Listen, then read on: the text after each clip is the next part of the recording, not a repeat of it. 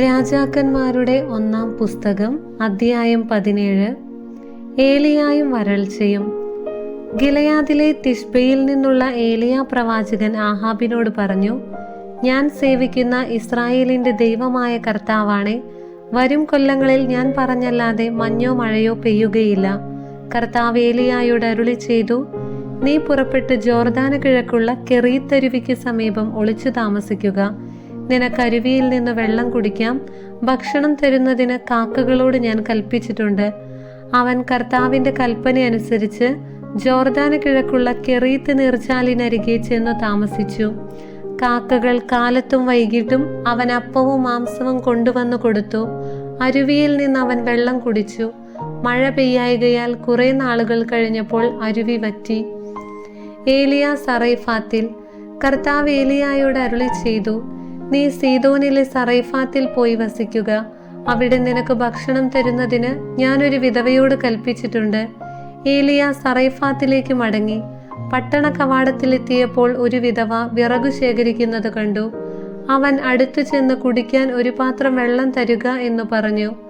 അവൾ വെള്ളം കൊണ്ടുവരാൻ പോകുമ്പോൾ അവൻ അവളോട് പറഞ്ഞു, കുറച്ചപ്പവും കൊണ്ടുവരിക. അവൾ പറഞ്ഞു, നിന്റെ ദൈവമായ കർത്താവാണേ, എൻ്റെ കയ്യിൽ അപ്പമില്ല. ആകെയുള്ളത് കലത്തിൽ ഒരു പിടി മാവും ഭരണിയിൽ അല്പം എണ്ണയുമാണ്. ഞാൻ 2 ചുള്ളിവിറക് പെറുക്കുകയാണ്. ഇത് കൊണ്ടുചെന്ന് അപ്പമുണ്ടാക്കി എനിക്കും എൻ്റെ മകനും കഴിക്കണം. പിന്നെ ഞങ്ങൾ മരിക്കും. ഏലിയ അവളോട് പറഞ്ഞു, ഭയപ്പെടേണ്ട, നീ ചെന്ന് പറഞ്ഞതുപോലെ ചെയ്യുക.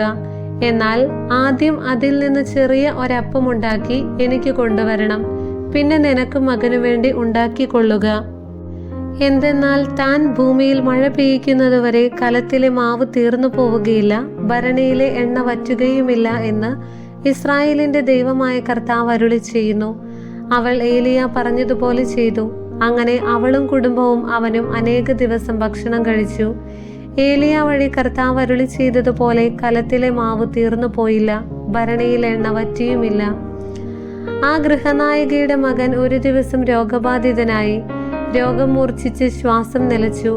അവൾ ഏലിയായോട് പറഞ്ഞു, ദൈവപുരുഷ, എന്തുകൊണ്ടാണ് അങ്ങ് എന്നോട് ഇങ്ങനെ ചെയ്തത്? എൻ്റെ പാപങ്ങൾ അനുസ്മരിപ്പിക്കാനും എൻ്റെ മകനെ കൊല്ലാനുമാണോ അങ്ങ് ഇവിടെ വന്നത്? ഏലിയ പ്രതിവചിച്ചു, നിന്റെ മകനെ ഇങ്ങ് തരുക. അവനെ അവളുടെ മടിയിൽ നിന്നെടുത്ത് ഏലിയ താൻ പാർക്കുന്ന മുകളിലത്തെ മുറിയിൽ കൊണ്ടുപോയി കട്ടിലിൽ കിടത്തി.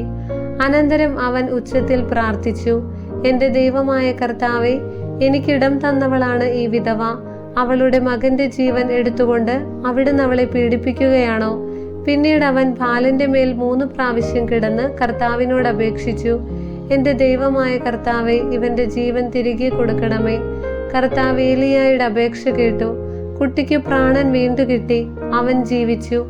ഏലിയ ബാലിനെ മുകളിലത്തെ മുറിയിൽ നിന്ന് താഴെ കൊണ്ടുവന്ന് അമ്മയെ ഏൽപ്പിച്ചുകൊണ്ട്, ഇതാ നിന്റെ മകൻ ജീവിച്ചിരിക്കുന്നു എന്ന് പറഞ്ഞു. അവൾ ഏലിയായോട് പറഞ്ഞു, അങ്ങ് ദൈവപുരുഷനാണെന്നും അങ്ങയുടെ വാക്ക് സത്യമായും കർത്താവിന്റെ വചനമാണെന്നും ഇപ്പോൾ എനിക്ക് ഉറപ്പായി. അധ്യായം 18. ഏലിയായും ബാലിന്റെ പ്രവാചകന്മാരും. ഏറെ നാൾ കഴിഞ്ഞ് 3-ാം വർഷം കർത്താവ് ഏലിയായോട് കൽപ്പിച്ചു, നീ ആഹാബിന്റെ മുൻപിൽ ചെല്ലുക, ഞാൻ ഭൂമിയിൽ മഴ പെയ്യിക്കും. ഏലിയ ആഹാബിന്റെ അടുത്തേക്ക് പുറപ്പെട്ടു. സമരിയായിൽ അപ്പോൾ ക്ഷാമം കഠിനമായിരുന്നു. ആഹാബ് തന്റെ കാര്യസ്ഥനായ ഒബാദിയായെ വരുത്തി. അവൻ വലിയ ദൈവഭക്തനായിരുന്നു.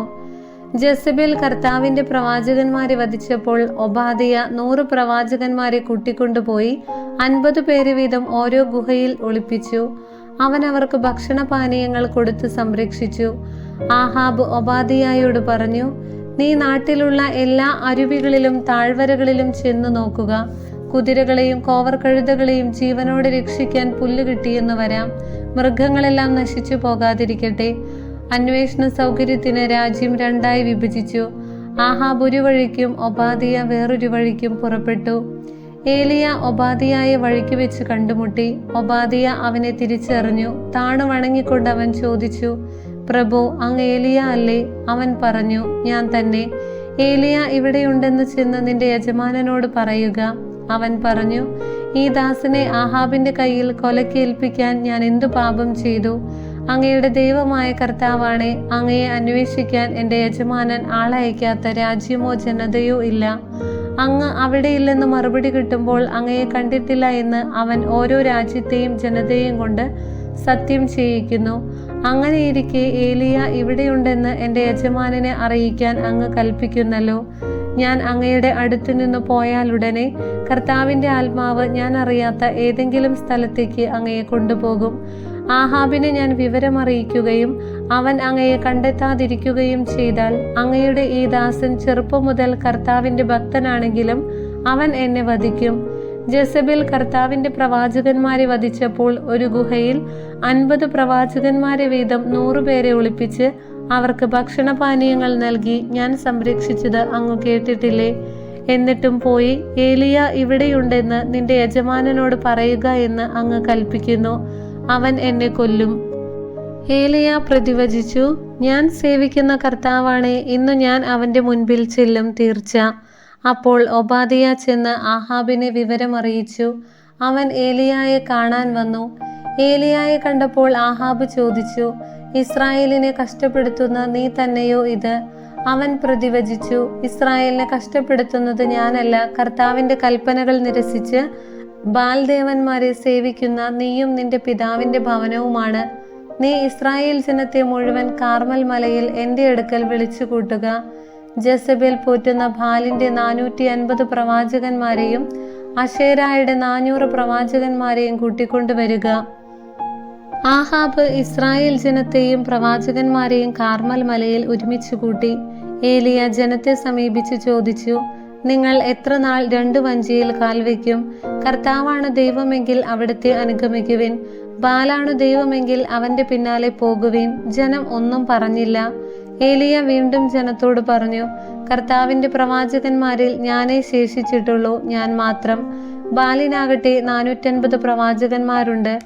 ഞങ്ങൾക്ക് 2 കാളയെ തരുവിൻ. ഒന്നിനെ അവർ കഷ്ണങ്ങളാക്കി വിറകിന്മേൽ വെക്കട്ടെ, തീ കൊളുത്തരുത്. മറ്റേതിനെ ഞാനും ഒരുക്കി വിറകിന്മേൽ വെക്കാം, ഞാനും തീ കൊളുത്തുകയില്ല. നിങ്ങൾ നിങ്ങളുടെ ദൈവത്തിൻ്റെ നാമം വിളിച്ചപേക്ഷിക്കുവിൻ, ഞാൻ കർത്താവിൻ്റെ നാമം വിളിച്ചപേക്ഷിക്കാം. അഗ്നി അയച്ച് പ്രാർത്ഥന കേൾക്കുന്ന ദൈവമായിരിക്കും യഥാർത്ഥ ദൈവം. വളരെ നല്ല അഭിപ്രായം. ജനം ഒന്നാകെ പ്രതിവചിച്ചു. ബാലിൻ്റെ പ്രവാചകന്മാരോട് ഏലിയ പറഞ്ഞു, ആദ്യം നിങ്ങൾ ഒരു കാളയെ ഒരുക്കിക്കൊള്ളുവിൻ. നിങ്ങൾ അനേകം പേരുണ്ടല്ലോ. നിങ്ങളുടെ ദേവനെ വിളിച്ചപേക്ഷിക്കുവിൻ, എന്നാൽ തീ കൊളുത്തരുത്. അവർ കാളയെ ഒരുക്കി പ്രഭാതം മുതൽ മധ്യാഹ്നം വരെ, ബാൽദേവ, ഞങ്ങളുടെ അപേക്ഷ കേൾക്കണമേ എന്ന് വിളിച്ചപേക്ഷിച്ചു. പ്രതികരണമുണ്ടായില്ല, ആരും ഉത്തരവും നൽകിയില്ല. ബലിപീഠത്തിനു ചുറ്റും അവർ ഉറഞ്ഞു തുള്ളിക്കൊണ്ടിരുന്നു.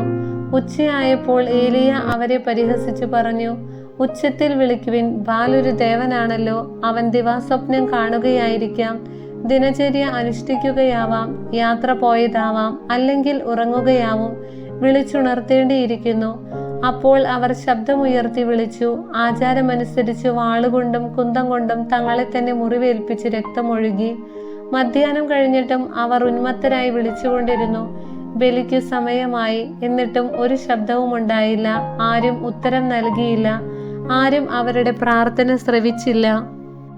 അപ്പോൾ ഏലിയ ജനത്തോട് പറഞ്ഞു, അടുത്തു വരുവിൻ. എല്ലാവരും ചെന്നു. കർത്താവിന്റെ തകർന്നു കിടന്നിരുന്ന ബലിപീഠം അവൻ കേടുപോക്കി. നിന്റെ നാമം ഇസ്രായേൽ എന്നായിരിക്കുമെന്ന് കർത്താവ് ആരോട് അരുളി ചെയ്തുവോ ആ യാക്കോബിന്റെ പുത്രന്മാരുടെ ഗോത്രസംഖ്യ അനുസരിച്ച് അവൻ 12 കല്ലെടുത്തു. ആ കല്ലുകൾ കൊണ്ട് അവൻ കർത്താവിനൊരു ബലിപീഠം നിർമ്മിച്ചു. അതിനു ചുറ്റും 2 അളവ് വിത്തുകൊള്ളുന്ന ഒരു ചാലുണ്ടാക്കി. അവൻ വിറകടുക്കി കാളയെ കഷ്ണങ്ങളാക്കി അതിന്മേൽ വെച്ചു. അവൻ പറഞ്ഞു, 4 കുടം വെള്ളം ദഹനബലി വസ്തുവിലും വിറകിലും ഒഴിക്കുവിൻ. അവൻ തുടർന്നു, വീണ്ടും അങ്ങനെ ചെയ്യുവിൻ. അവർ ചെയ്തു. അവൻ വീണ്ടും പറഞ്ഞു, 3-ാം പ്രാവശ്യവും അങ്ങനെ ചെയ്യുവിൻ. അവർ അങ്ങനെ ചെയ്തു. ബലിപീഠത്തിനു ചുറ്റും വെള്ളമൊഴുകി ചാലിൽ വെള്ളം നിറഞ്ഞു.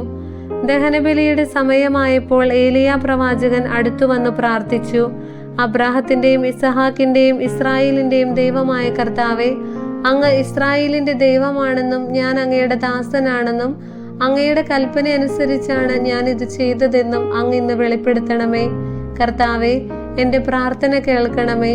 അങ്ങ് മാത്രമാണ് ദൈവമെന്നും അങ്ങ് ഇവരുടെ ഹൃദയങ്ങളെ തിരിച്ചു വിളിക്കുന്നെന്നും അവർ അറിയുന്നതിന് എൻ്റെ പ്രാർത്ഥന കേൾക്കണമേ. ഉടനെ കർത്താവിൽ നിന്ന് അഗ്നി ഇറങ്ങി ബലിവസ്തുവും വിറകും കല്ലും മണ്ണും ദഹിപ്പിക്കുകയും ചാലിലെ വെള്ളം വറ്റിക്കുകയും ചെയ്തു. ഇത് കണ്ട് ജനം സാഷ്ടാംഗം വീണ് വിളിച്ചു പറഞ്ഞു, കർത്താവ് തന്നെ ദൈവം, കർത്താവ് തന്നെ ദൈവം. ഏലിയ അവരോട് പറഞ്ഞു, ബാലിന്റെ പ്രവാചകന്മാരെ പിടിക്കുവിൻ, ഒരുവനും രക്ഷപ്പെടരുത്. ജനം അവരെ പിടിച്ചു. ഏലിയ അവരെ താഴെ കിഷോൻ അരുവിക്ക് സമീപം കൊണ്ടുപോയി വധിച്ചു. വരൾച്ച അവസാനിക്കുന്നു. അനന്തരം ഏലിയ ആഹാബിനോട് പറഞ്ഞു, പോയി ഭക്ഷണപാനീയങ്ങൾ കഴിക്കുക, വലിയ മഴ ഇരുമ്പുന്നു. ആഹാബ് ഭക്ഷണപാനീയങ്ങൾ കഴിക്കാൻ പോയി. ഏലിയ കാർമൽ മലയുടെ മുകളിൽ കയറി. അവൻ മുട്ടുമടക്കി നിലം വരെ കുനിഞ്ഞ് മുഖം മുട്ടുകൾക്കിടയിലാക്കിയിരുന്നു. അവൻ ഭൃത്യനോട് പറഞ്ഞു, പോയി കടലിലേക്ക് നോക്കുക. അവൻ ചെന്നു നോക്കിയിട്ട് ഒന്നുമില്ല എന്ന് പറഞ്ഞു. വീണ്ടും അവനോട് പറഞ്ഞു, 7 പ്രാവശ്യം ഇങ്ങനെ ചെയ്യുക. 7-ാം പ്രാവശ്യം അവൻ പറഞ്ഞു, ഇതാ കടലിൽ നിന്ന് മനുഷ്യകരത്തോളമുള്ള ചെറിയ ഒരു മേഘം പൊന്തി വരുന്നു. ഏലിയ അവനോട് പറഞ്ഞു, മഴ തടസ്സമാകാതിരിക്കാൻ രഥം പൂട്ടി പുറപ്പെടുക എന്ന് ആഹാബിനോട് പറയുക. ഞൊടിയിടയിൽ ആകാശം മേഘാവൃതമായി കറുത്തിരുണ്ടു. കാറ്റു വീശി വലിയ മഴ പെയ്തു. ആഹാബ് ജസ്രയേലിലേക്ക് രഥം ഓടിച്ചു പോയി. കർത്താവിന്റെ കരം ഏലിയായുടെ കൂടെ ഉണ്ടായിരുന്നു. അവൻ അരമുറുക്കി ആഹാബിന് മുൻപേ ജസ്രയേൽ കവാടം വരെ ഓടി. ദൈവമായ കർത്താവിന് സ്തുതി.